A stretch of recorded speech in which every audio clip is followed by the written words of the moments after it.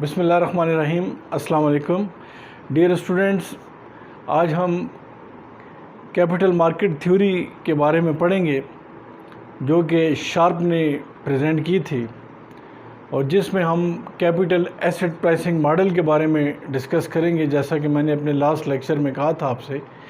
तो आज हम इसको थोड़ा डिटेल से देखेंगे, इसके मुख्तलिफ जो पॉइंट्स हैं उनको डिस्कस करेंगे और उम्मीद है कि इसके बाद इंशाल्लाह आपको बड़ी हद तक इसकी समझ आएगी। तो स्टार्ट हम लेते हैं। तो कैपिटल एसेट प्राइसिंग मॉडल जो है उसका जो फार्मूला है वो है RS is equal to RF plus beta multiplied by RM minus RF।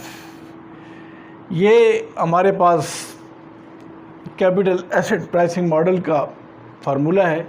जो कुछ हम पढ़ रहे हैं वो उसको हम कैपएम भी कहते हैं, यानी capital assets pricing model, pricing model. उसका फार्मूला है रिटर्न ऑन सिक्योरिटी, या इसको हम रिक्वायर्ड रेट ऑफ रिटर्न भी कहते हैं, is equal to risk free rate plus beta multiplied by RM market rate minus RF risk free return, rate of return.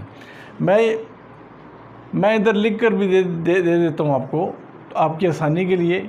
इसको हम कहते हैं required rate of return, RRS भी कहते हैं हम, रिक्वायर्ड रेट ऑफ रिटर्न। ठीक है जी।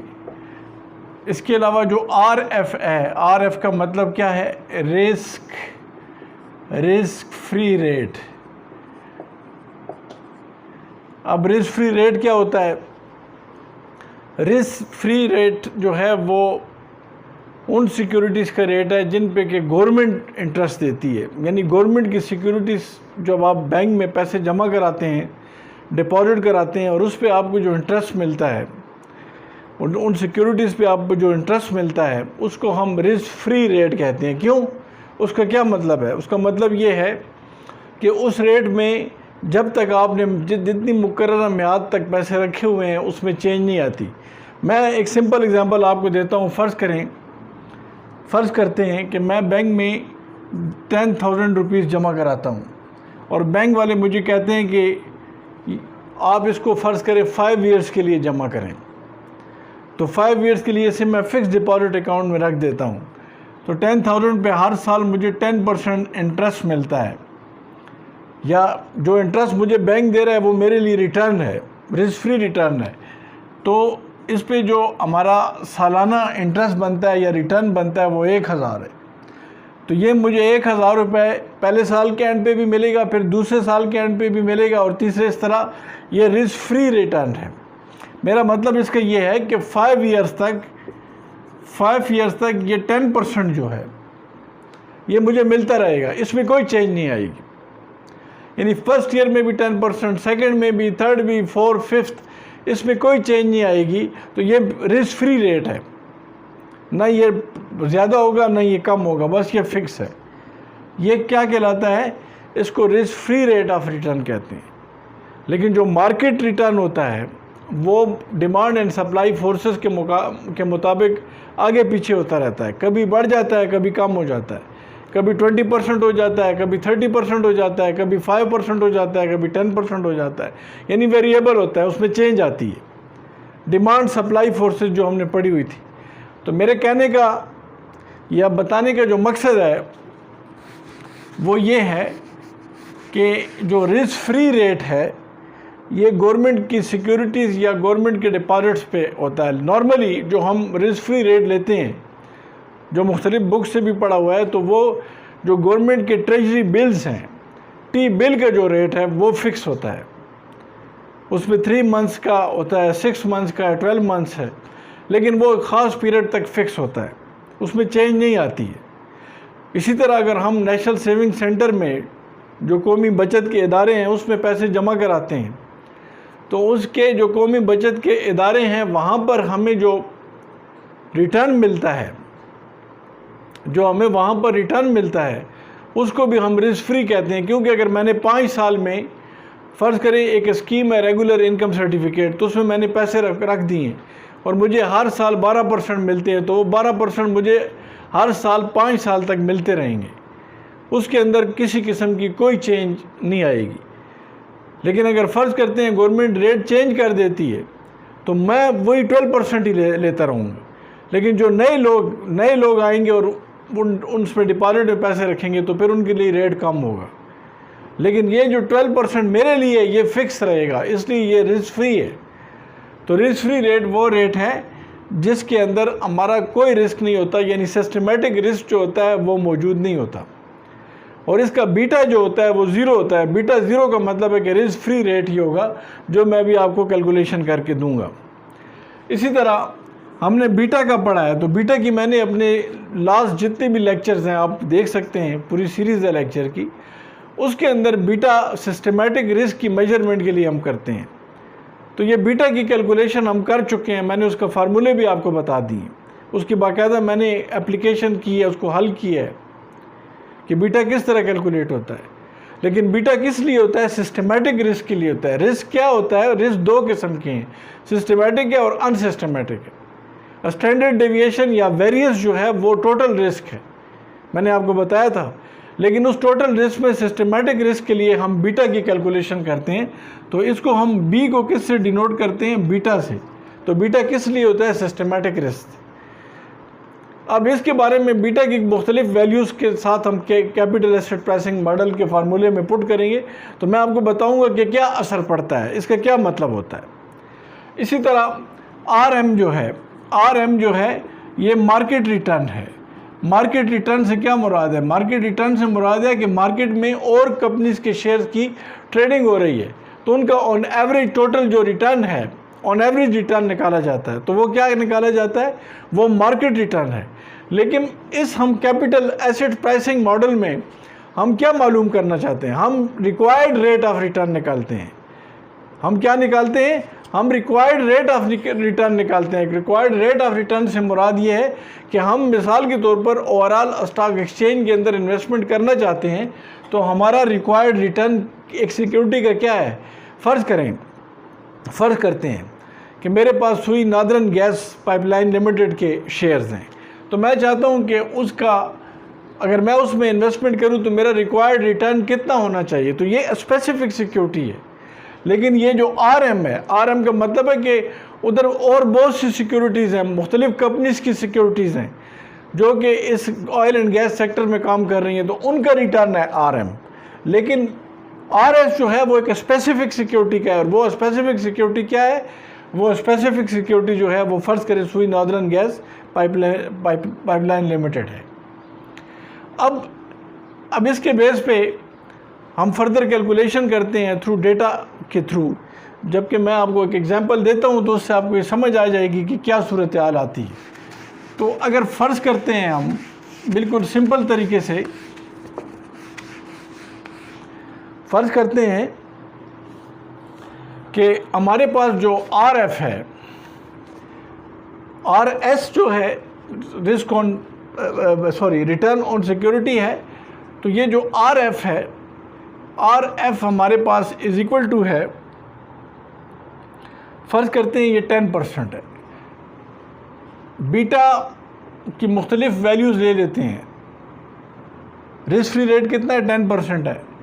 बीटा कि बी जो है वो मुख्तलिफ वैल्यूज़ ले लेते हैं। फ़र्ज़ करें बीटा 0 है, बीटा फ़र्ज़ करें 0.60 है, 0.50 है, एक वैल्यू 0 है, 1.50 है, बीटा 1 है, बीटा 1.50 है, बीटा 2 है, 1 2 3 4 5, हमने ये 5 केसेस ले लिए हैं बीटा के। और मार्केट रिटर्न जो है आरएम जो है, आरएम कितना है? आरएम जो है फ़र्ज़ करते हैं यहाँ पर हमारे पास 14% है।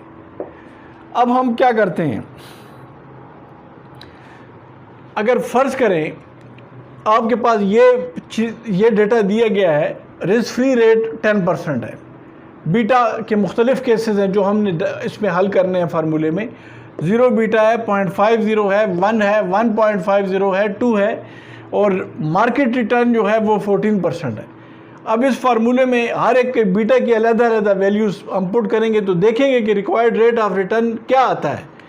तो अब ज़रा गौर करें, आर एस जो है फार्मूले में पुट करें। फार्मूला क्या है? R F plus beta R M minus R F. एक केस ये है, इसमें हमारा रिक्वायर्ड रेट ऑफ रिटर्न जो है वो कितना है, कितना आता है ये हम कैलकुलेट करते हैं। आर एफ कितना है? 10% है। कितना है? 10%। बीटा 0 है फ़र्ज़ करें। आर एम 14% है और आर एफ फिर 10%। तो यहाँ पर अगर हम 14 में से 10 माइनस करते हैं तो 4% आता है। 4 को 0 से मल्टीप्लाइड करें तो क्या आएगा? 0 ही आएगा, प्लस 10% ये आर एफ 10%। तो हमारा required rate of return on specific security of सुई नादरन गैस पाइपलाइन लिमिटेड कितना है? वो 10% है। इसका क्या मतलब हुआ? थोड़ा गौर करें इस पर, गौर करें इस पर क्या है। देखिए बीटा 0 है, कोई रिस्क नहीं है। जब रिस्क ही नहीं है, जब रिस्क उसमें है ही नहीं है, सिस्टमेटिक रिस्क मौजूद ही नहीं है, तो यहाँ पर हमारे पास जो रिस्क प्रीमियम आती है R M minus R F, R M minus R F कितनी आ रही है? 4% आ रही है।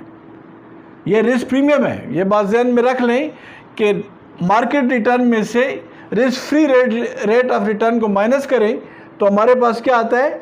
रिस्क प्रीमियम आती है। रिस्क प्रीमियम क्या होती है? रिस्क प्रीमियम से मुराद ये है कि हम जब रिस्क लेते हैं तो वहाँ पर हमें रिटर्न ज़्यादा हम मांगते हैं, तो वो जो रिटर्न हम ज़्यादा मांगते हैं वो रिस्क प्रीमियम होता है।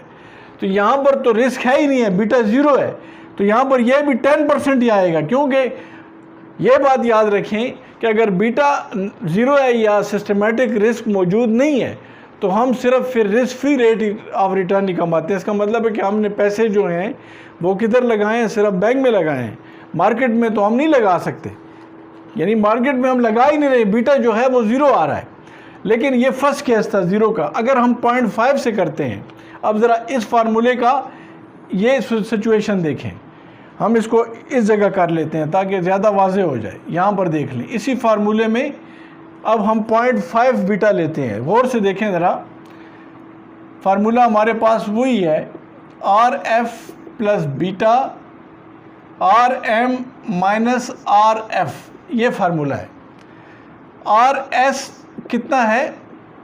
आर एफ 10% है, बीटा इधर 0.5 है, आर एम 14% है और आर एफ 10% है। यहाँ पर ज़रा गौर करें। अब तो यहाँ पर जो सिक्योरिटी का रिटर्न, रिक्वायर्ड रिटर्न है वो 10% प्लस 0.5 मल्टीप्लाइड बाय 14 माइनस 10।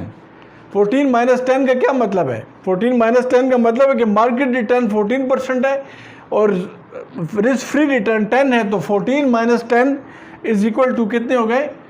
4% या 0.4, तो 0.04।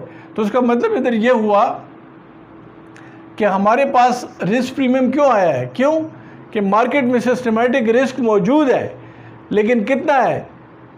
1 का आधा है, 0.5 है। तो अब हम देखते हैं कि रिक्वायर्ड रेट ऑफ रिटर्न कितना होगा। तो अब इसको निकालने के लिए इसकी कैलकुलेशन हम कर लेते हैं कि 0.5 मल्टीप्लाइड बाय 4%,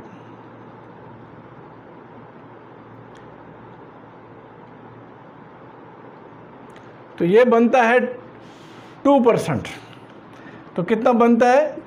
10% प्लस 2%, यानी 0.5 को 0.04 से या 4% से मल्टीप्लाई किया तो कितना आ गया? 2% आ गया। तो ये टोटल कितना हो गया? कितना हो गया? 10% प्लस 2% इज इक्वल टू 12%। आपने गौर किया है, जब बीटा 0 था तो हम सिर्फ 10% ही कमा रहे थे, रिस्क नहीं था।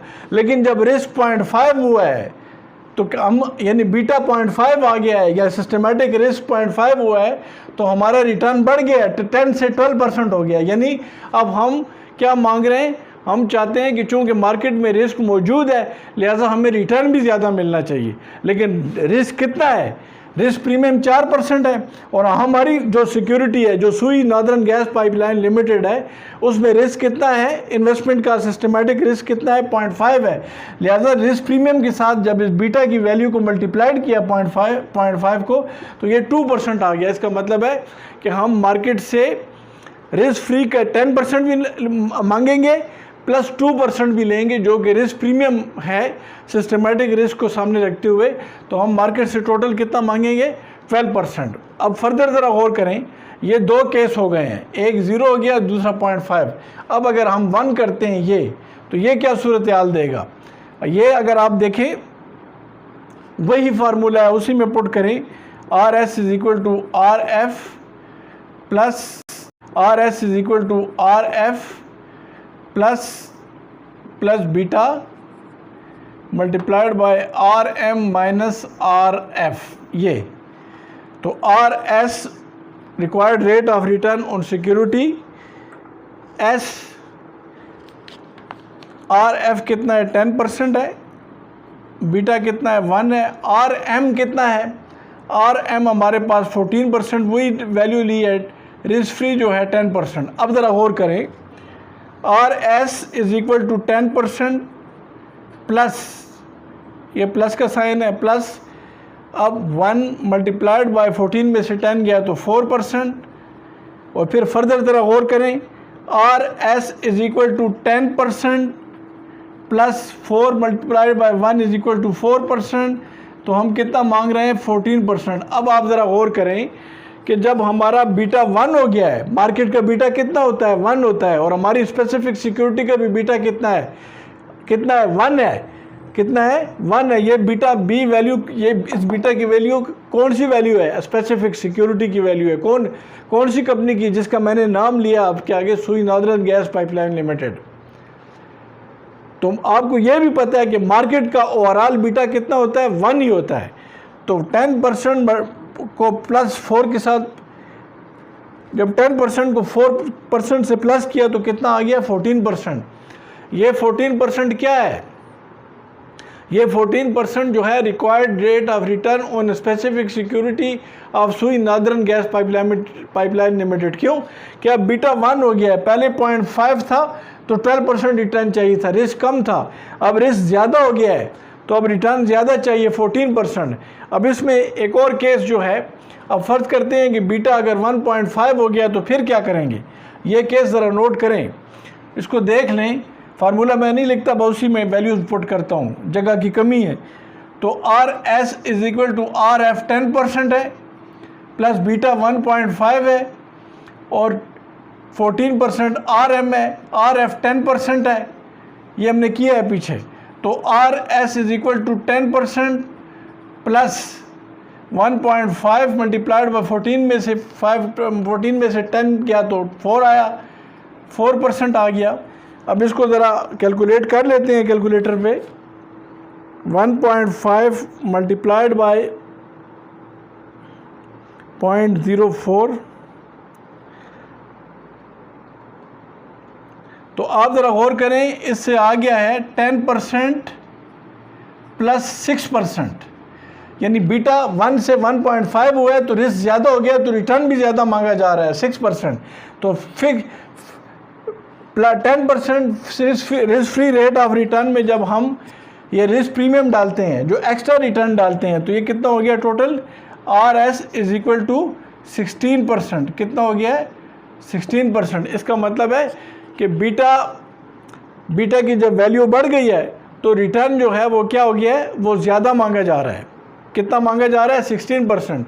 पहले केस में चूँकि बीटा 0 था तो सिर्फ रिस्क फ्री कमाया 10%, बीटा 0.5 हो गया सिस्टमेटिक रिस्क, तो रिटर्न 12% मांगा जा रहा है। लेकिन 0.5 से बीटा बढ़ गया है, 1 हो गया, तो रिटर्न कितना मांगा जा रहा है, 14% रिक्वायर्ड रेट ऑफ रिटर्न। लेकिन जब बीटा 1 से भी बढ़ के 1.5 हो गया है तो रिटर्न कितना कमाया जा रहा है, 16% मांगा जा रहा है, required rate of return on specific security of सुई नॉर्दर्न गैस पाइपलाइन लिमिटेड। तो इससे अगर आप बीटा इधर 2 रह गया है, इधर अगर आप 2 की वैल्यू डाल दें, फ़र्ज़ करते हैं एक शॉर्ट सा इधर एक कैलकुलेशन है वो कर लेते हैं, 10% प्लस 2 मल्टीप्लाइड बाय 4%, तो आप देखें 10% प्लस 8%, तो आप ये भी अंदाज़ा करेंगे कि ये अब रिटर्न 18% मांगा जा रहा है। यानी जब बीटा ज़्यादा हो गया है, बात को समझें कि बीटा की वैल्यू जब 2 हो गई है, ज़्यादा हो गई है, सिस्टमेटिक रिस्क ज़्यादा हो गया है।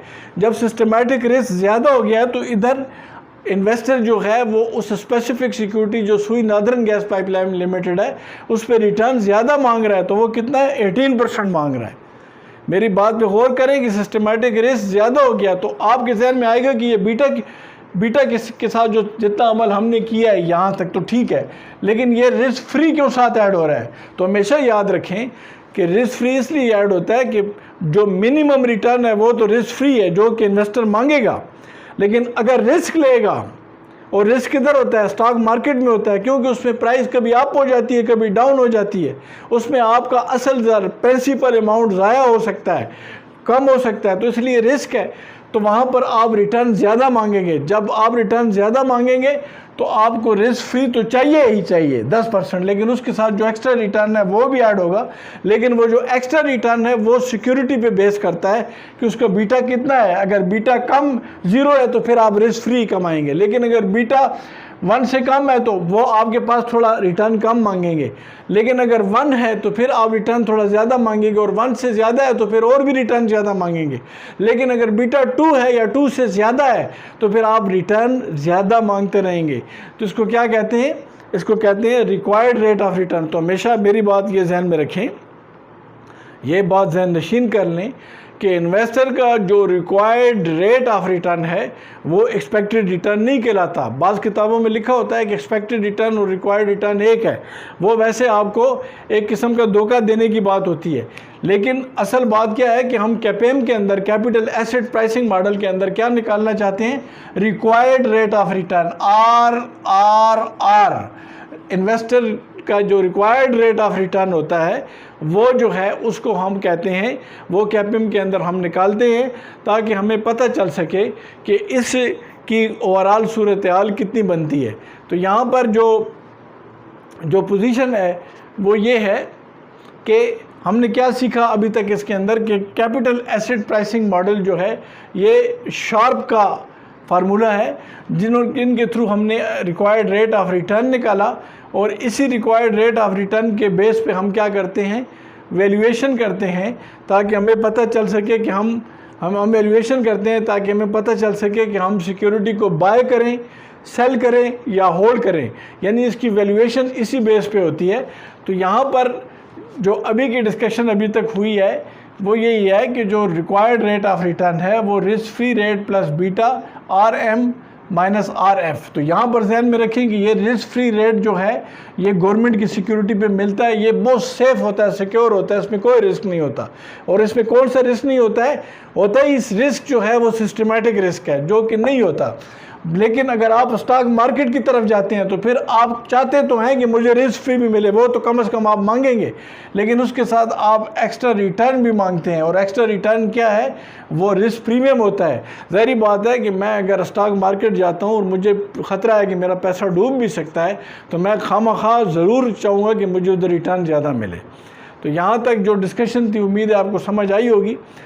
एक डायग्राम के थ्रू मैं आपको सिक्योरिटी मार्केट लाइन बना के देता हूँ ताकि उसके बाद फिर इसके ऊपर हम थोड़ा फर्दर काम करेंगे, लेकिन ये उम्मीद है आपको समझ आ गया होगा, इससे आपने बड़ी हद तक आइडिया हासिल कर लिया होगा। तो इसमें हम अभी जो इसके साथ जो है डिस्कशन है वो सिक्योरिटी मार्केट लाइन की करते हैं कि सिक्योरिटी मार्केट लाइन क्या होता है, वो हम क्या कैपिटल एसेट प्राइसिंग मॉडल के अंदर ही बनाते हैं। ये Y एक्सिस है और ये X एक्सिस है। यहाँ पर थोड़ा गौर करें, ये रिटर्न के लिए है Y एक्सिस पे, और ये X एक्सिस पे जो है ये बीटा के लिए है, बीटा के लिए या रिस्क के लिए है जो हमारा सिस्टमेटिक रिस्क है। यहाँ पर जो है हम फर्ज करते हैं ये क्या है, ये 0 जो है यहाँ पर रिस्क फ्री है, ऊपर जो है ये RM है। अब ये जो सिक्योरिटी मार्केट लाइन है ये कुछ इस तरह से ऊपर जा रही है, SML, इसको SML कहते हैं, या सिक्योरिटी मार्केट लाइन, इसको नीचे लिख देते हैं, सिक्योरिटी मार्केट लाइन। ये बात ध्यान में रखें कि जैसे जैसे हमारा रिस्क बढ़ता है, फ़र्ज़ करें ये ज़्यादा हो जाता है, 1 हो जाता है, 2 हो जाता है, या इधर लिख लें ये 1 है, ये 2 है, ये 3 है, इस तरह आगे बढ़ता है रिस्क। तो जैसे जैसे रिस्क बढ़ता है ये लाइन ऊपर जाती है, यानी मार्केट रिटर्न भी ज़्यादा मांगा जाता है। और ये यहाँ पर याद रखें कि यहाँ पर जो बीटा 1 होता है तो सिक्योरिटी का रिस्क और मार्केट का रिस्क एक हो जाता है, 1 हो जाता है। यानी ये कुछ इस तरह से बनता है कि मार्केट का रिस्क भी 1 है और उस स्पेसिफिक सिक्योरिटी जो हमने लास्ट एग्जांपल में की है, जैसे सुई नादरन गैस पाइपलाइन लिमिटेड है, तो उसका बीटा भी 1 है। तो इसका मतलब है अगर उसका बीटा भी 1 है तो मार्केट का बीटा तो है ही 1, ठीक है जी। तो मार्केट के अंदर जो बीटा होता है वो हम ये फ़र्ज़ करते हैं ओवरऑल नॉर्मली एवरेज 1 होता है, तो दोनों का रिस्क बराबर हो गया, सेम हो गया। लेकिन यहाँ पर यह बात याद रखें कि जैसे 1 से ऊपर हम जाने लगे हैं तो यहाँ पर ये रिटर्न जो है एक्सपेक्टेड रिटर्न, ये रिक्वायर्ड रिटर्न जो मार्केट से मांगा जा रहा है फिर वो क्या होगा, वो ज़्यादा होगा। तो ये लाइन जो है अपवर्ड इस तरह जाएगी और इन्वेस्टर ज़्यादा रिटर्न जो है वो मांगेगा। तो ये वाई एक्सिस पे रिटर्न है और ओ एक्सिस पे क्या है, रिस्क है या बीटा है। तो इसके जितनी भी अभी डिस्कशन हुई है इसमें हमने क्या पढ़ा है, इसके अंदर हमने ये पढ़ा है कि रिक्वायर्ड रेट ऑफ रिटर्न हम किस तरह कैलकुलेट कर सकते हैं। एक और बात जो जहन में रखने की है वो ये है कि ये फार्मूला, इसके अंदर हमने वैल्यूएशन करनी है। ज़ाहिर बात है कि हमें पता चले कि हमने सिक्योरिटी को बाय करना है या सेल करना है। लिहाजा अभी की डिस्कशन जो है इस लेक्चर की मैं इस तक महदूद करता हूँ।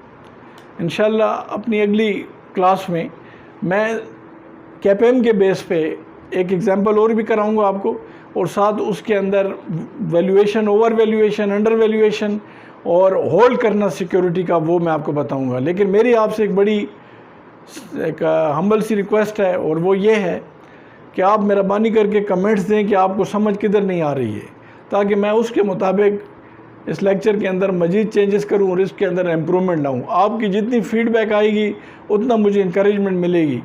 शुक्रिया, थैंक यू।